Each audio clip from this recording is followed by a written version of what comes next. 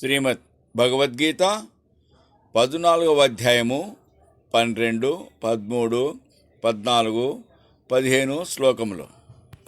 లోభః ప్రవృత్తిరారంభః కర్మణామశమస్పృహా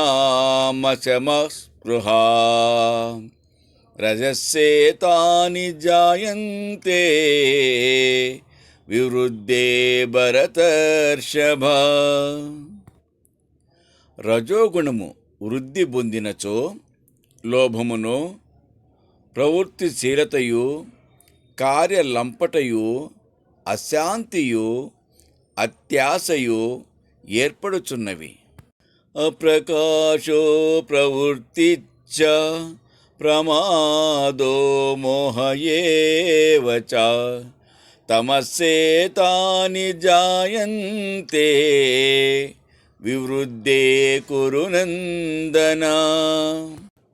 కురునందన, తమోగుణము పెరిగినచో మొబ్బుతనము, బద్ధకము, ఏమరపాటు, మూఢత్వములు అధికారము చలాయించును.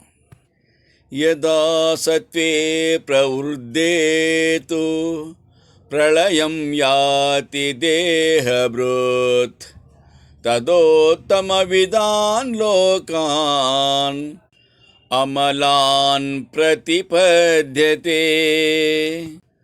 సత్వగుణము హెచ్చిన సమయమున దేహమును వదిలిన దేహి ఉత్తములకు అర్హములైన పుణ్యలోకములను పొందుచున్నాడు. రజసి ప్రళయం గత్వా కర్మసంగిషు జాయతే తతా ప్రలీనస్తమసి మూఢయోనిషు జాయతే. రజోగుణము వృద్ధి పొందినప్పుడు చచ్చినచో కర్మాసక్తులకు వారి వర్గమునందు దేహి జన్మించును. తమోగుణము అధికమైనప్పుడు మరణించినవాడు పశుపక్షి స్థావరాది మూఢ జన్మములలో పుట్టును.